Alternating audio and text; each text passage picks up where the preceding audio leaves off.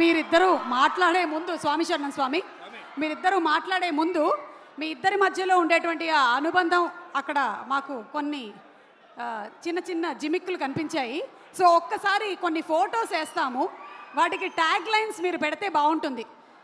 అంటే మీ cousins related photos ఒక్కసారి చూద్దామా? Photo please, photo please. అది దీనికి ఒక ట్యాగ్ లైన్ కావాలి.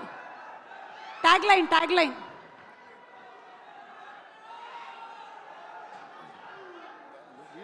ఎవరైనా చెప్పొచ్చు.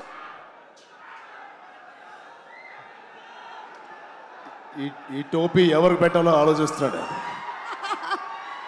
సో అది సాయి దుర్గ తేజ్ మీరేనా? నేనే అండి. ఓకే, అప్పుడు మీ వయస్సు 5 నుంచి 6. ఓకే, అంటే ఆ వయసులో టోపీ ఎవరు పెడితే బాగుంటుందని చెప్పి మాయ అడిగారు. ఓహో, సో మీరు పెట్టేసుకున్నారా? Okay, next picture please. Next picture. కొంపతీసి అది మీరు కాదు కదా?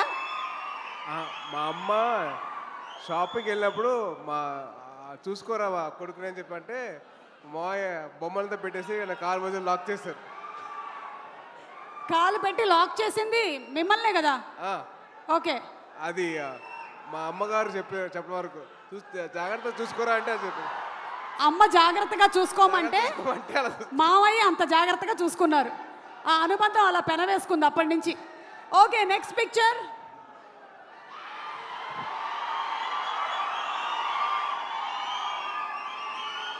అంటే ఈరోజు సెలబ్రేషన్స్లో అక్కడ చాలామంది మీరు అక్కడ చేస్తున్న పని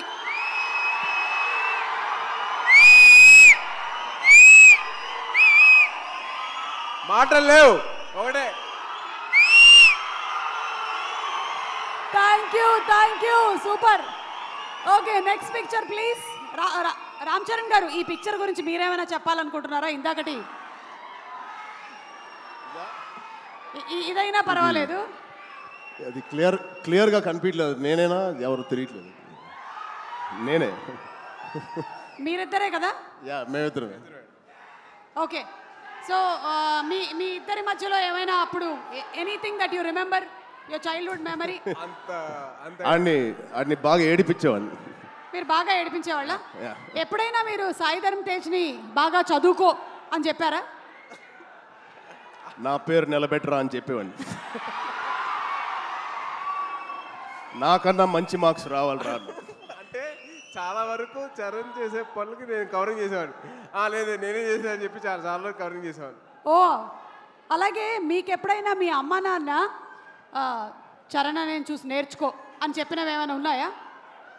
అంటే అలా మాత్రం చెయ్యొద్దని చెప్పి చాలా మంది చెప్పారు. అలా చెయ్యొద్దని చెప్పారా? చెయ్యొద్దని చెప్పారు. ఓకే, అంటే అలా చెయ్యొద్దు, వాడిని చూసి నేర్చుకో అని చెప్పారు. ఓహో, అలా అలా. ఇది సూపర్, అదిరిపోయింది. Okay, next picture please. Wow, ఇంకొకళ్ళు కూడా అక్కడే కిందే కూర్చొని ఉన్నారు. వైష్ణవ్ తేజ్ కాదు, మాకు సాయి దుర్గ తేజ్, రామ్ చరణ్ గారు ఈవెంట్స్లో కనిపించినా ఎక్కడైనా పబ్లిక్ ప్లాట్ఫామ్స్లో చూసినా చాలా డిసిప్లిన్డ్గా ఉంటారు. మీ కజిన్స్తో ఎలా ఉంటారని కొంచెం ఆయన ఇంకొక యాంగిల్ చెప్పొద్దంటున్నారా? చెప్పొద్దంటున్నారు. చాలా పద్ధతిగా, చాలా అందరినీ కలుపుకొని ఉంటాడండి. ఏంటేంటి? చాలా పద్ధతిగా, చాలా ఆహ్లాదకరంగా, చాలా హ్యాపీనెస్తో ఉంటామండి మేము. అవునా?